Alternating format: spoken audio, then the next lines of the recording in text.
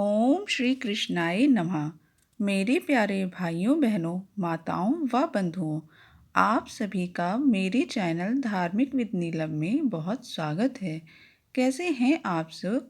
यह बताने के लिए कमेंट बॉक्स में जय माता दी ज़रूर लिखें। तो आज मार्गशीर्ष मास के 13वें दिन मैं आपको भगवान श्री कृष्ण की एक अनन्य भक्ति की कहानी सुनाने जा रही हूँ। एक लड़की जो बचपन से ही श्री कृष्ण की भक्त थी। भक्ति करते करते वह बड़ी हो गई। वह श्री कृष्ण भगवान की अनन्य भक्त थी। रोज सुबह शाम वह कृष्ण मंदिर में दर्शन के लिए ज़रूर जाती थी। प्रभु की कृपा से उसका विवाह भी वृंदावन धाम में एक बहुत ऊंचे घर में हो गया। विवाह के बाद जब वह पहली बार वृंदावन गई, नई नवेली बहू होने के कारण कहीं जा न सकी। फिर कुछ दिनों के बाद वह चौथी की रस्म करने अपने मायके चली गई। एक माह के बाद जब उसका पति उसे लेने आया, वह पुनः उसके साथ वृंदावन पहुंची। वृंदावन पहुंचने में उसे शाम हो गई।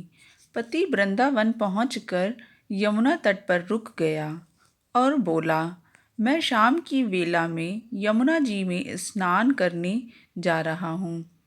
स्नान करके अभी आता हूँ।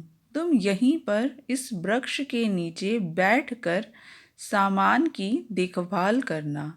मैं थोड़ी ही देर में वापस आ जाता हूँ। तुम्हें ज़रूरत हो तो आवाज़ लगा देना। इतना कहकर लड़की का पति स्नान करने चला गया और लड़की उसके इंतज़ार में वहीं वृक्ष के नीचे बैठ गई।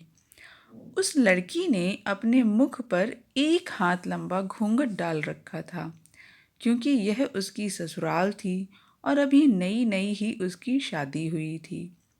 लड़की बैठे बैठे सोचने लगी और भगवान का उपकार मानते हुए कहने लगी, देखो, मैंने भगवान को बचपन से ही भजा और उनकी मुझ पर इतनी कृपा हुई कि मेरा विवाह उन्हीं के श्री धाम वृंदावन में हो गया।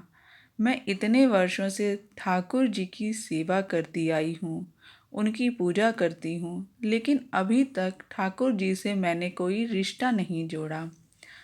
फिर वह लड़की सोचने लगती है, ठाकुर जी की उम्र क्या होगी?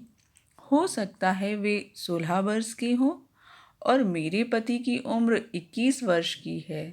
ठाकुर जी मेरे पति से छोटे हैं, तो वे मेरे पति के छोटे भाई समान हुए और मेरे लिए देवर के समान। तो यह तय हुआ कि आज से ठाकुर जी मेरे देवर हुए। लड़की अपने ठाकुर जी से नया संबंध जोड़कर बड़ी प्रसन्न थी। मन ही मन ठाकुर जी को बोल रही थी, हे ठाकुर जी, आज से मैं तुम्हारी भाभी हुई और आप मेरे देवर लगे। अब एक ऐसा समय आएगा जब तुम मुझे भाभी भाभी पुकारोगे। इतना सोच ही रही थी, तभी एक बालक जिसकी उम्र 14 से 15 वर्ष होगी, लड़की के पास आकर जोर जोर से पुकारने लगा, भाभी भाभी। लड़की अपनी सोच के समुद्र से बाहर आकर हैरानी से लड़के को देखने लगी और सोचने लगी कि वृंदावन में तो मैं नई हूँ, तब मुझे यहाँ भाभी कौन बुला रहा है। नई नवेली दुल्हन थी, इसलिए घूंघट उठाकर नहीं देखा, बस घूंघट के अंदर से ही झांकती रही। लेकिन वह लड़का बार बार आवाज़ दे रहा था। लड़की कोई उत्तर नहीं दे रही थी। बालक थोड़ा और पास आया और बोला, भाभी, तुम अपना घूंघट थोड़ा हटा के मुझे अपना चेहरा तो दिखा दो। लड़की सोचने लगी कि बालक तो पीछे ही पड़ गया है और अपना घूंघट और नीचे करके कस के पकड़ कर बैठ गई और सोचने लगी कि कहीं ये मेरा घूंघट हटा न दे। लेकिन बालक ने भी जबरदस्ती घूंघट उठाकर चेहरा देखा और भाग गया। थोड़ी देर बाद जब उसका पति स्नान करके आया, तब लड़की ने सारी बात अपने पति को बताई। तब पति कहने लगा कि तुमने मुझे आवाज़ क्यों नहीं दी। उस लड़की ने तब अपने पति को कहा कि वह लड़का भाग गया था। पति बोला, तुम चिंता मत करो, वृंदावन बहुत बड़ा थोड़े ही है। कभी कहीं किसी गली में खेलता मिल गया तो हड्डी पसली एक कर दूंगा। फिर कभी किसी के साथ ऐसा नहीं करेगा। तुम्हें अगर कहीं दिख जाए तो मुझे ज़रूर बताना। फिर दोनों घर पहुँचे। कुछ दिन बाद लड़की की सास ने अपनी बेटी से कहा, बेटा तुम्हारा विवाह हो गया और बहू भी मायके से आ गई है। अब तुम लोग बांके बिहारी जी के दर्शन कर लो। अभी तक तुमने बांके बिहारी जी के दर्शन नहीं किए हैं। कल सुबह बहू के साथ जाकर बिहारी जी के मंदिर हो आना। अगले दिन दोनों नवविवाहित बांके बिहारी जी के दर्शन को जाते हैं। मंदिर में बहुत भीड़ थी। लड़की के पति ने उससे कहा कि तुम आगे जाकर महिलाओं के साथ दर्शन कर लो, मैं भी आता हूँ। अब वह घूंघट डाले डाले आगे पहुँची, पर उसे कुछ नज़र नहीं आया। जब बहुत देर हो गई तब पति ने ज़ोर से पीछे से आवाज़ दी, अरे बाबरी, बिहारी जी सामने ही हैं, घूंघट काहे नाहे खोलत। घूंघट नाए खोले तो दर्शन कैसे कराई। अब उसने अपना घूंघट हटाया और जब बिहारी जी को देखा तो बांके बिहारी जी की जगह वही बालक मुस्कुराता दिखाई दिया।